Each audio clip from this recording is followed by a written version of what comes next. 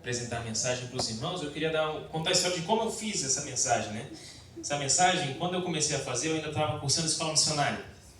E no curso de escola missionária existe uma matéria chamada oratória. E nessa matéria oratória, nós estudamos que deve ter coerência do conteúdo da mensagem de um slide com a imagem que está apresentada no slide.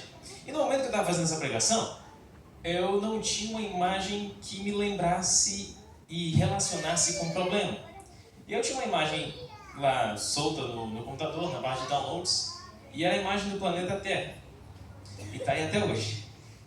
Mas não é porque eu não achei nenhuma imagem relacionável, é porque eu não achei nenhuma imagem melhor para representar de forma ilustrada a perspectiva real dos nossos problemas, ou nem tão real, ainda grande, mas dos nossos problemas perante Deus. Os moços conseguem enxergar nessa imagem?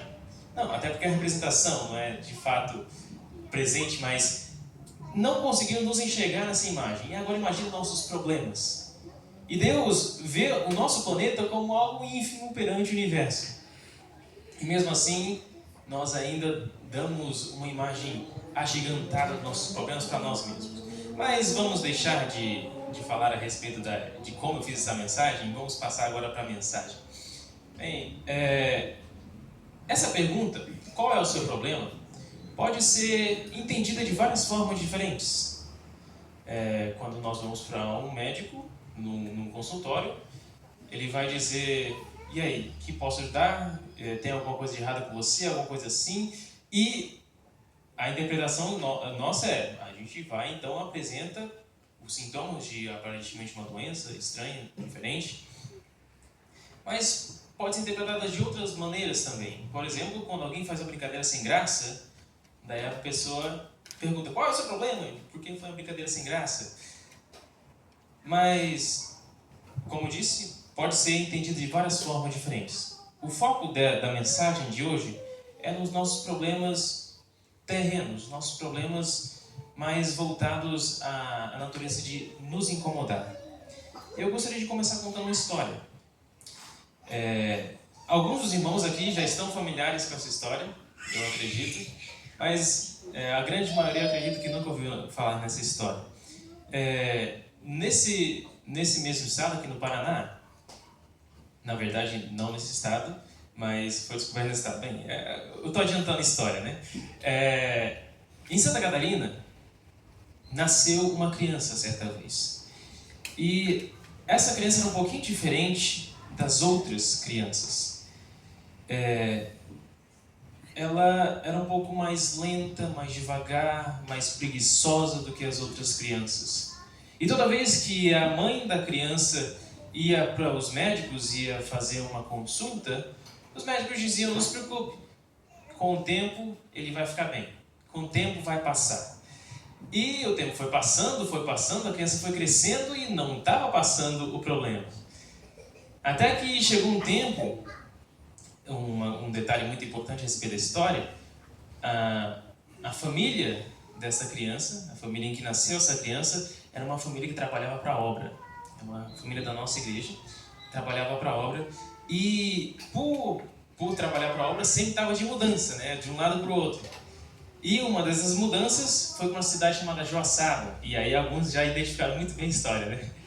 E nessa cidade, mais uma vez, um exame de rotina, a mãe dessa criança levou até um médico, o médico escutou a criança, o pediatra escutou a criança e na hora ele se assustou. Mas, por ética médica, por ser profissional, manteve o disfarce do que ele tinha acabado de ouvir. Mas o sexto sentido que Deus colocou em todas as mães fez aquela mãe reparar que tinha alguma coisa de errado com seu filho. Tinha alguma coisa estranha, não regular, acontecendo com seu filho. E imediatamente o pediatra encaminhou para um cardiologista. E o cardiologista encaminhou para fazer exames. E foi descoberto que aquela criança tinha um problema. O nome do problema? Síndrome do bebê azul. Mas falar de problemas não é uma coisa agradável, não é verdade? Muitos dos irmãos já devem estar cansados dos problemas durante a semana, então não vamos falar sobre problemas, vamos deixar a história para mais tarde. Hoje vamos falar sobre uma outra história, uma história diferente, a respeito do homem aqui representado, Jesus. Eu gostaria que todos os irmãos abrissem suas Bíblias em Lucas, no capítulo 8.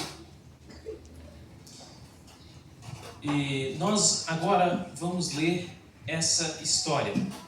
É uma história que eu acho muito interessante, inclusive os irmãos já devem ter ouvido, ela parte cantada aqui na frente, pela Melém.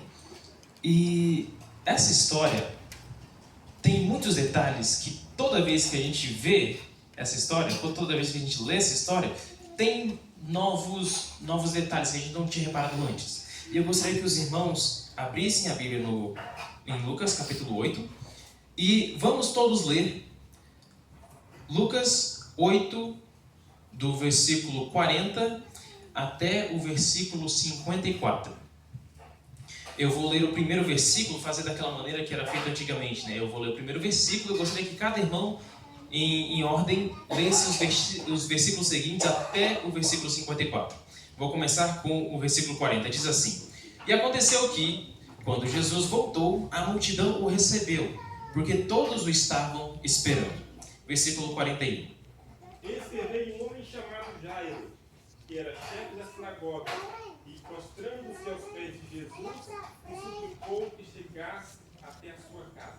Porque tinha uma filha única, de cerca de 12 anos, que estava à morte. Enquanto, pois, ele ia, apertavam-no as multidões. E estava ali certa mulher que havia 12 anos vinha sofrendo de hemorragia e gastara tudo o que tinha com os médicos, mas ninguém pudera curá-la.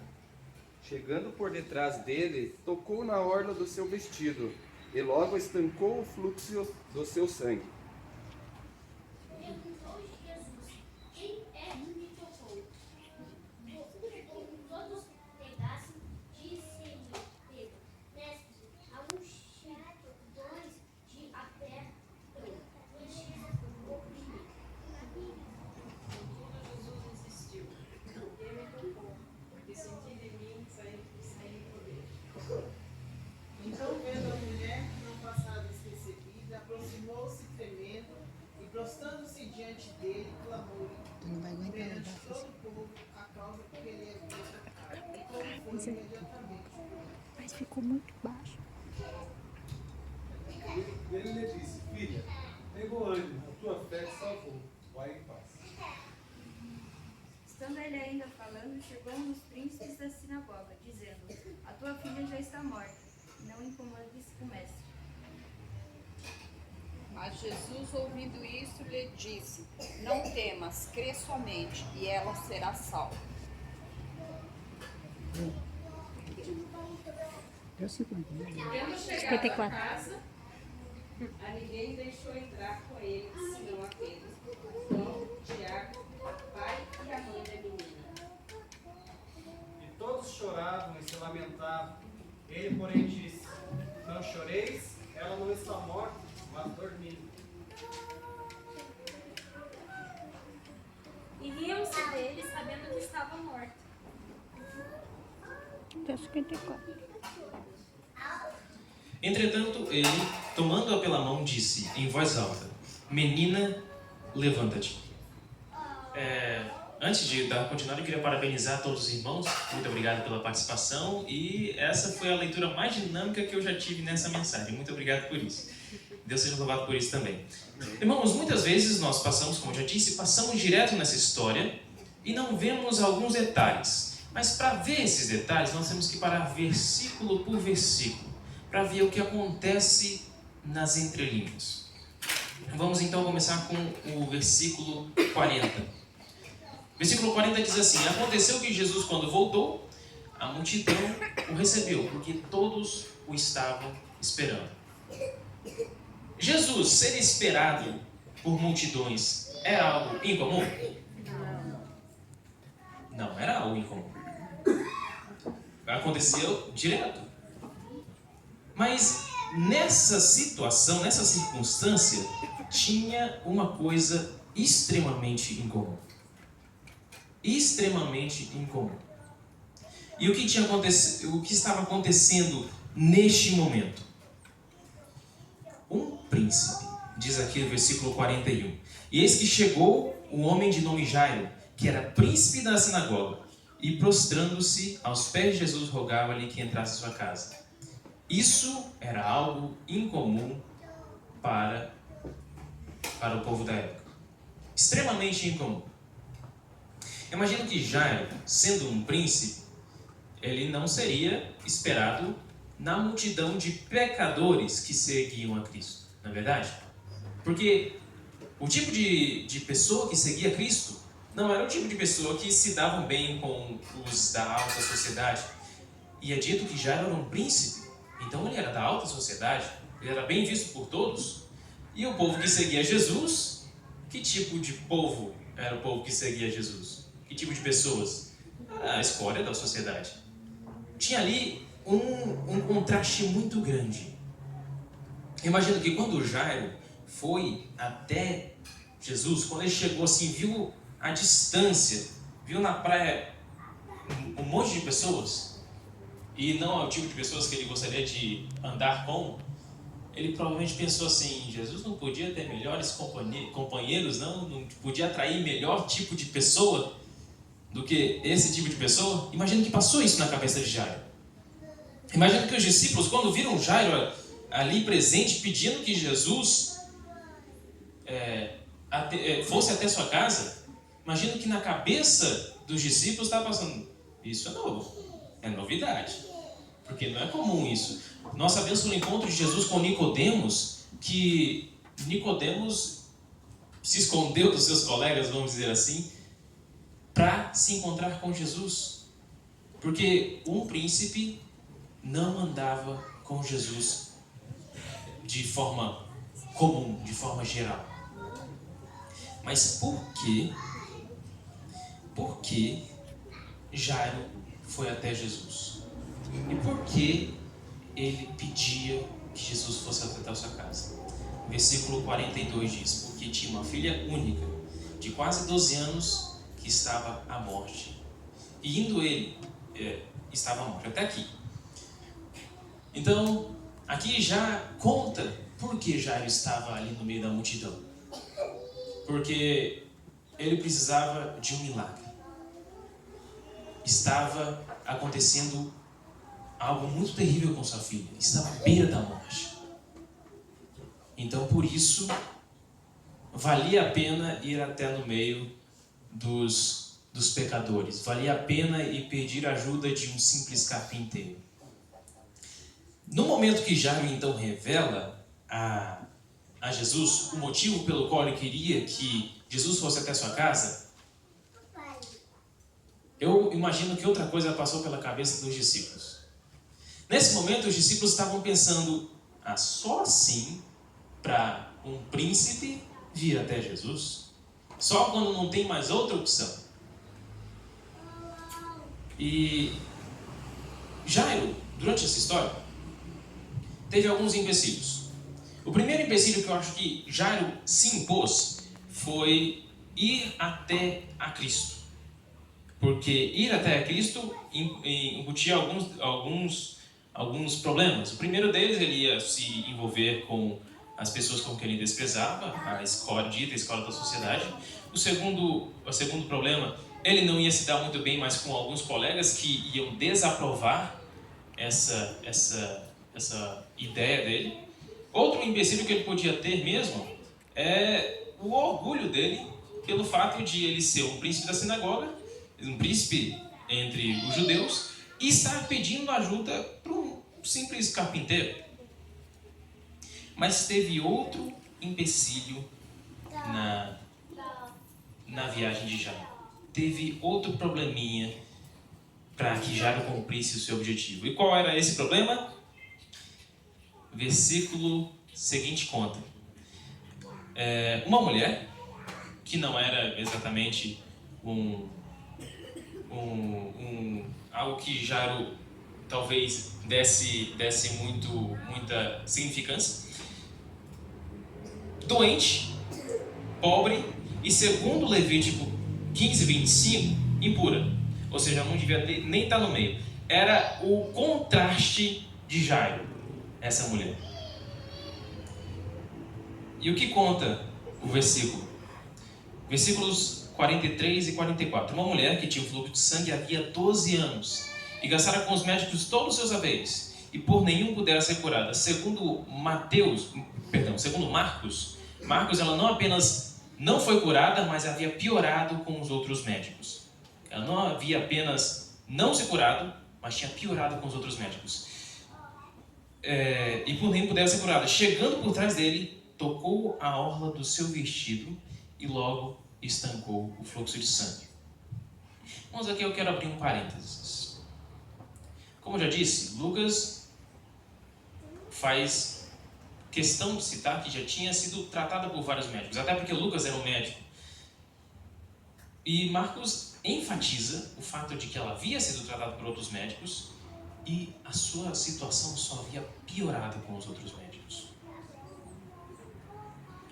Mas com um toque, ela foi curada por Jesus. Abrindo parênteses, quantas vezes nós fazemos a mesma coisa? Fazendo o quê? Deixando Jesus como a última opção. Irmãos, todos os dias nós limitamos o poder de Cristo em nossas vidas. Primeiro, não pedindo a Ele o que nós precisamos. Daí eu pergunto, qual é o seu problema?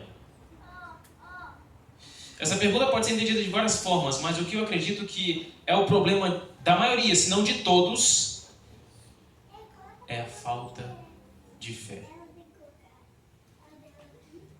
Porque nós temos um Deus que nos ama e quer o nosso bem o tempo todo. Mas nós escolhemos virar as costas para Ele quando nós mais precisamos dele. Escolhemos confiar em nós mesmos, ou pior ainda, em outro semelhante a nós, outro ser humano falho como nós. Irmãos, nossas orações são cheias de que o Senhor possa, isso ou aquilo, que o Senhor queira.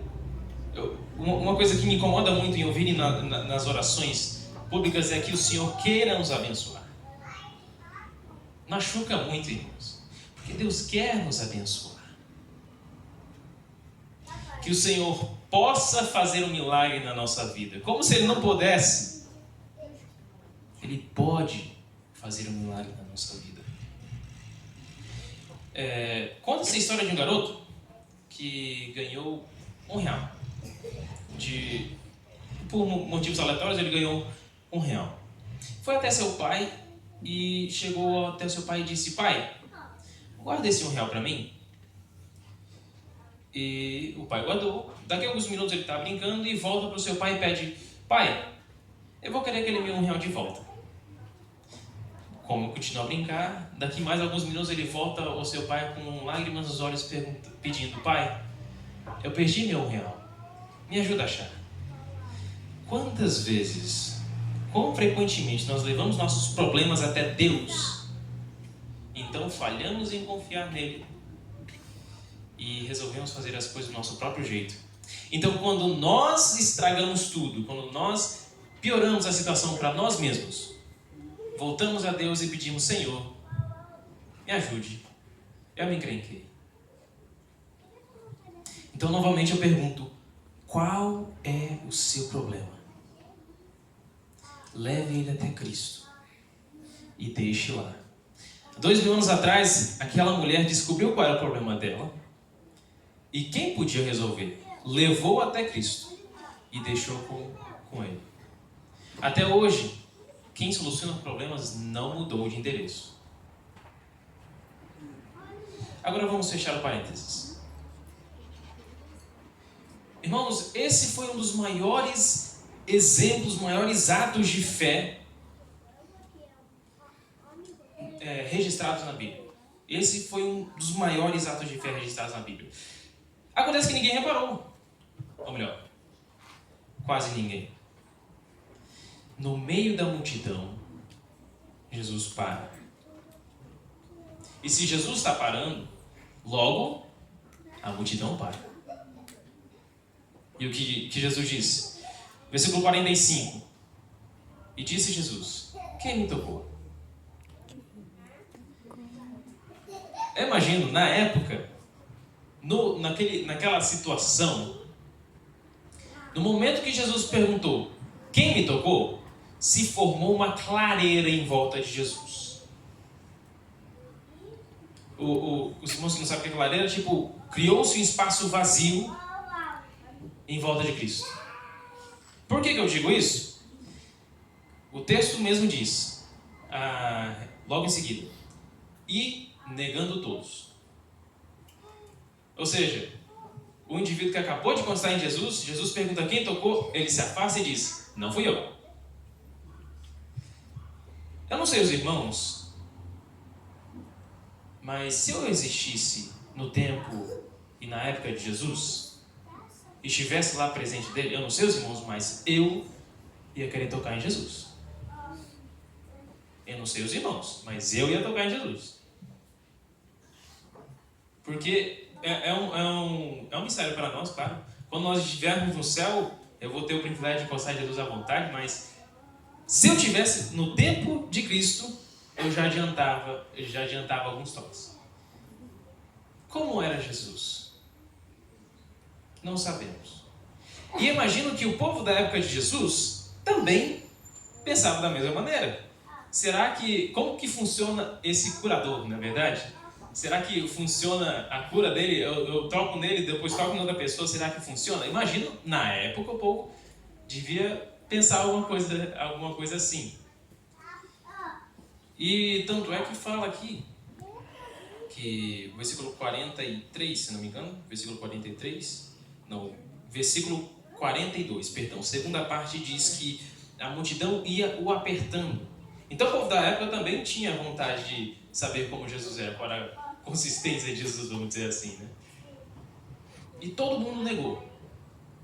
Na cabeça da multidão, quando Jesus perguntou quem me tocou,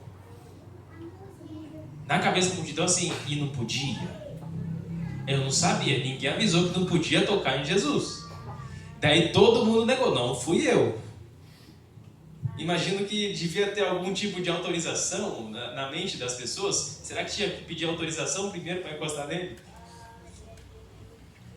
Na cabeça dos discípulos entra outra questão.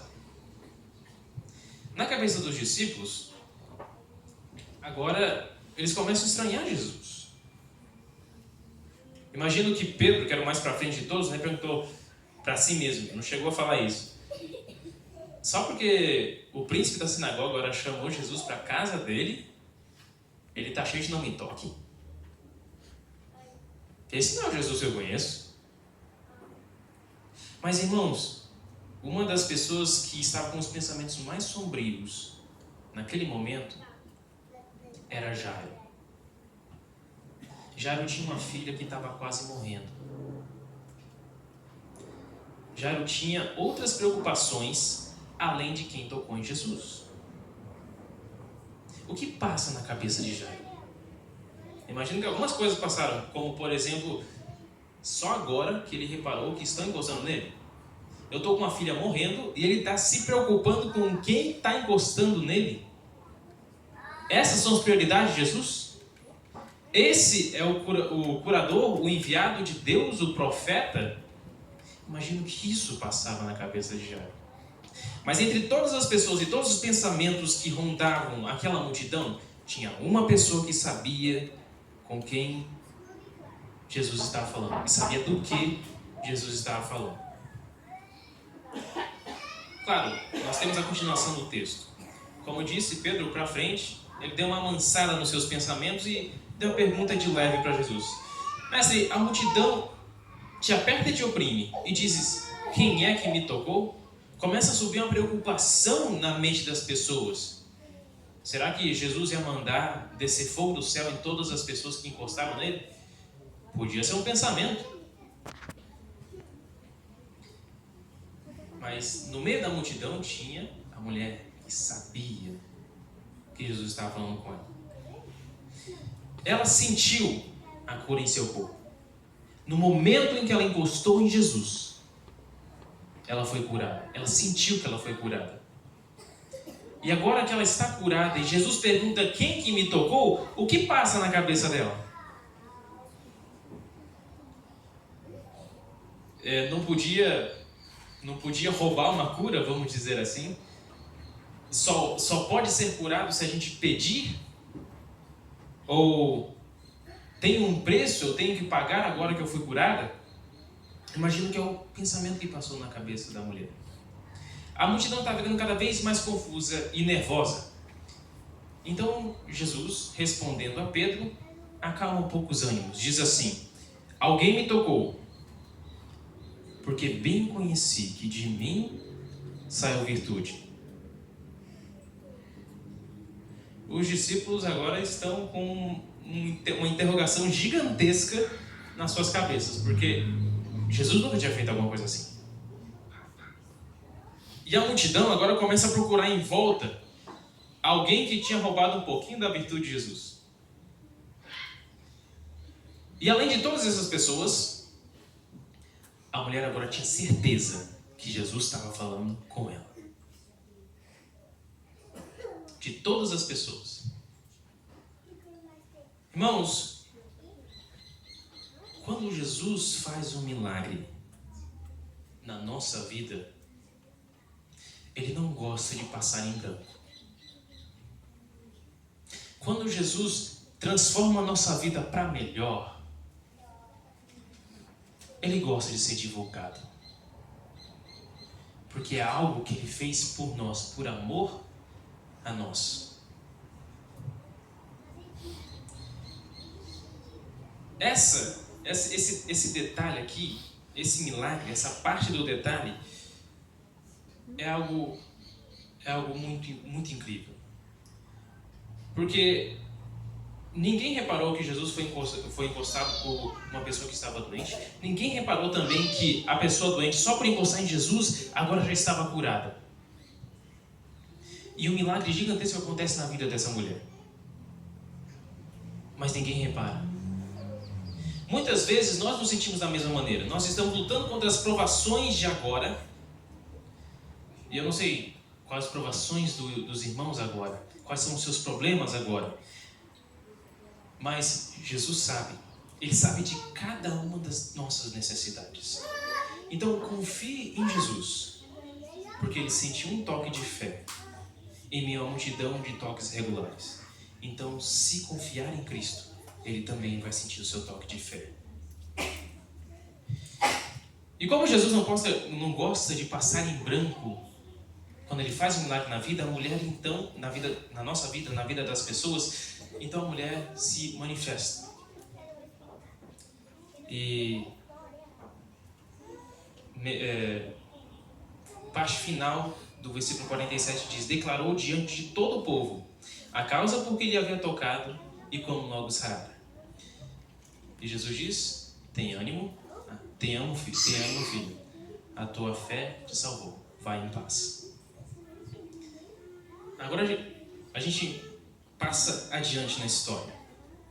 Nesse momento, o que passa na cabeça dos discípulos novamente?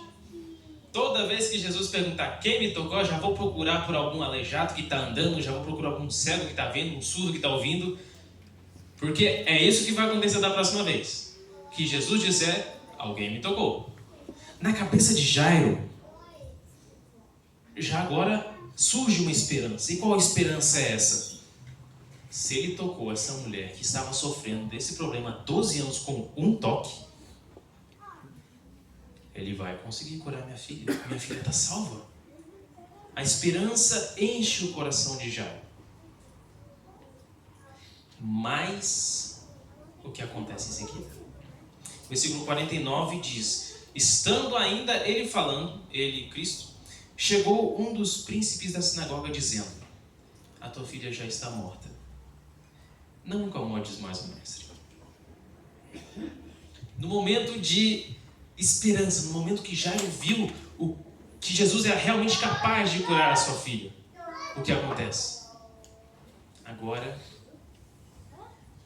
já é tarde demais. Na mente de Jairo, agora ele já tem outras preocupações. Na mente de Jairo, ele deve estar pensando...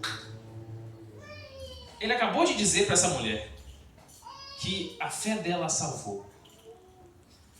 Então, o que faltou em mim para que minha filha fosse salva? O que faltou em mim? Minha fé não foi grande o bastante para que minha filha fosse salva? E nesse momento que a mente de Jairo está nervosa e turbulenta, Jesus diz, versículo 50, não temas, crê somente. Não temas, crê somente. Observe as circunstâncias que Jesus está pedindo para Jairo ter fé. Irmãos, quando Jesus propõe a fazer um milagre na sua casa, como Jairo pediu, e Jesus propôs a fazer um milagre na casa de Jairo, ele vai fazer um milagre na sua casa. Jairo pediu que Jesus sarasse sua filha em sua casa, e Jesus sararia sua filha em sua casa. Não porque ele não podia curar naquela distância mesmo, não porque ele podia nem ressuscitar talvez naquela distância mesmo. Deus não tem limite de poder, mas porque esse era o tamanho da fé de Jairo. A única coisa que limita o poder de Deus nas nossas vidas é o quê? O tamanho da nossa fé. Irmãos, e o que acontece? Versículos 51, 52 e 54. Jesus vai